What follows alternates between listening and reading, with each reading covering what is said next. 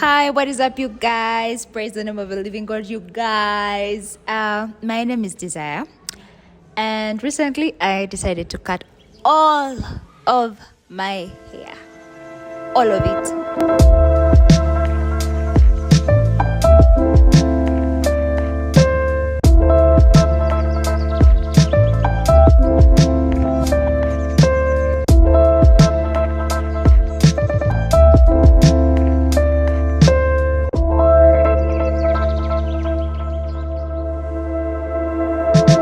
So here we are looking gorgeous and stuff like that. And so that begs the question, why did I cut my hair? Well, I just want to share this testimony with you guys, and hopefully it resonates with someone. Over the years, I've been really insecure about myself. I never found or thought of myself as a beautiful girl, person, woman. And it's a very long story, but I want to really cut it short. There is this one time I was in high school, and it was prep time, morning prep. And as with my girls, we were taking some tea, and after taking some tea, we made our way to the class. And so when we made our way to the class, I just remember everyone looking at me and laughing. And at that time, I didn't understand why they're laughing. So I'm just sensing the class and looking at the class. And when I look back on the blackboard, that's when I see myself on the blackboard. That's when I see at least what they thought the structure of my head was on the blackboard. And I remember at school, they used to call me Rift Valley because I just have this shape that, I don't know if you guys can see, that just does like this. And so I just remember that moment, and my heart sank. And I just couldn't help to think that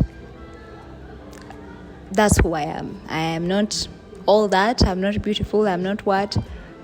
And don't get me wrong, my emotions and my reaction were two different things, because I rubbed the thing off and came up to the class and told them, whoever drew this, blah blah blah blah, and like I had confidence. We had confidence. I don't know where I got it from, but I would just stand up for myself. But that moment looked like I had everything under control until it became an insecurity, because I never addressed it. No one in my circle knew apart from one girl. She was my best friend. And I was dating someone at that time. And I remember talking to them and asking them if I was beautiful or if they found me beautiful or something like that. And they told me that, don't worry, Desire, one day you're going to get out of here and you'll grow your hair. And I held on to what they told me that time. So I couldn't wait to get out of school and just grow my hair and feel beautiful. And this is not the only reason why I found myself in that insecurity. Another reason was at home. We grew up a mixed household, girls, boys, and I had a young sister, and she always received the compliments of, oh, ono kamolunji, oh, chino cheru, chino chirya, oritalia, ono chi, ono this, ono that. And we were always compared. So she was the epitome, the standard of beauty at home. And she was brown, and she was thick, a little bit big, and I was lean, and in between brown and black there. And so at home, it wasn't like I was also feeling the most amazing and beautiful. And I took all of that baggage at school. By the time these people pointed out insecurities or things, at that time I didn't even know that it was an insecurity. When they pointed it out, I started seeing it. Before I know it, I'm a working person who is just afraid and thinking, I'm not all that, I'm not all this, I'm not all that, I'm not all this. But I handled it very well, don't get me wrong. I handled it very well. I would break down in my own time. But when I'm out in the world, But if you look at the patterns, I wasn't handling it very well. So I leaned on my body. I was a slim girl, and I still am a slim girl. And so I would lean on my body more, like, at least I'm this, at least I'm that. And so it was projecting in the way that I dress. At least I wanted someone to find me at least sexy. If I can't be beautiful, I will be sexy by all means. So it reflected in the way that I expressed myself in fashion. And I loved fashion, don't get me wrong. But then I started to wear less clothes because I was like, if I can accept my body, then at least I will have a stance in the standard of beauty. That's what I would. Looking back, that was the pattern. In that moment, it felt like I'm free, I'm this, I'm that, I'm all of that. But the pattern, that is the pattern. And so recently, fast forward to when I cut my hair recently, I was about to relax it. And then the Lord told me, cut it off. I was like, cut it off? God. I mean, hair is the issue of the women. Oh, How? When? Why? But this is the thing. I was using hair to hide. And in my walk with Christ, He's cleaning my house, my mind, my heart, my insecurities, my what, my this, my personality.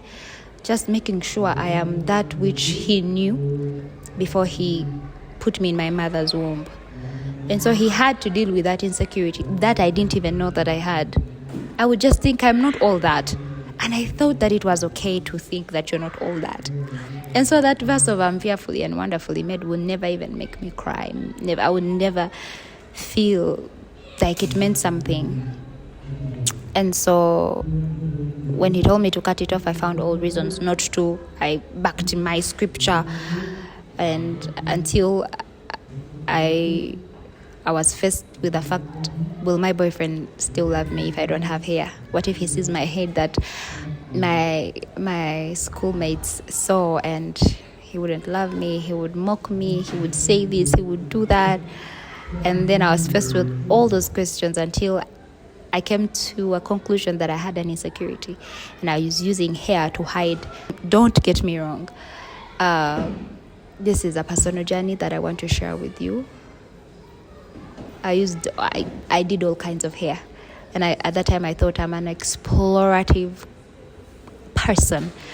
I learned how to make up myself, and I just thought I love these things, and I love them. But then my intention was to cover up, was to be different, was to be special, was to try to be beautiful.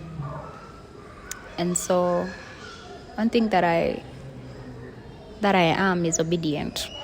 It will hurt me, but I'll do it. So I was escorted by my boyfriend, cut off my hair with all the itchy insecurity, looking at me in the mirror like, hey, the minute your boyfriend sees this, I don't know if he will stay.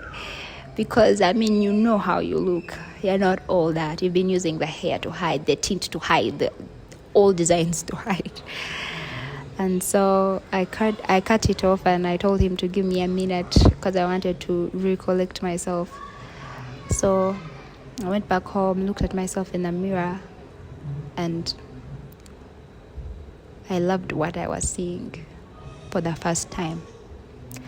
I looked at myself, and it was the first time that I was looking at myself really. I was not seeing my head, not seeing my nose, not seeing my teeth. I was just seeing fearfully and wonderfully made. I was just seeing the insecurity out the door. And I was like, I can finally breathe again without thinking, hey, do they think that I'm this? Do they think that I'm beautiful? Do they think that I'm sexy? Do they think that I'm this? I am that. I am what I am. And so for the first time, I was seeing myself, and I prayed, and I thanked the Lord for telling me to look at my insecurity and tell it, hey, get out of the door. I'm no longer going to bed with you. I'm fearfully and wonderfully made, whether I am not with hair or with hair, whether there is tint or there's no tint, whether I'm having makeup or I'm not having makeup. I am fearfully and wonderfully made. So today I'm teaching a song that's called God Only Knows, because it's God who knew how it would eat me up, how I would see people, how I would think people are seeing me, why I got into relationships, why I got into a relationship in the first place, why I said yes to a boy. It is God who only knows that, where it came from, how I just wanted maybe my mom and it's crazy. She thinks I'm beautiful. Just because she has never said that doesn't mean that I don't, she doesn't think it, but it's like the enemy will find a loophole, a foothold to get to you and keep you in chains and keep you thinking less of yourself, and you find yourself living below what God has called you to live in just because you think you're less than. You find yourself trying to make it up in so many different ways. I will be this, I will dance, I will do this. And when you look at all these things, they're not even the things that you actually really, really desire, but they're ways to cover up. And so God only knows.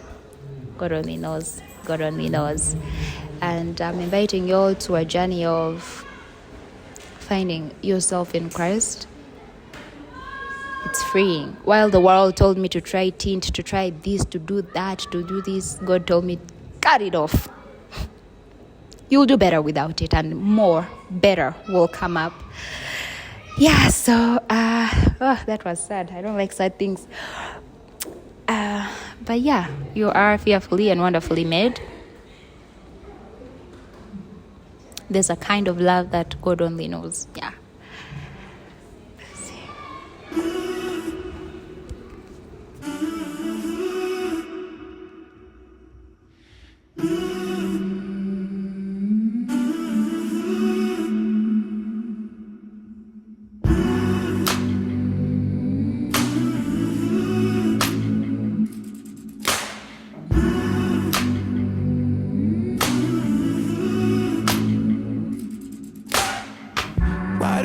While the world is sound asleep and too afraid of what might show up while you're dreaming. Nobody sees you. Nobody will believe you. And every day you try to pick up all the pieces, all the memories, they somehow never leave you. Nobody sees you. Nobody will believe you. God only knows what you've been through. God only knows what they say about you. God only knows how it's killing you. But there's a kind of love that God only knows. God only knows what you've been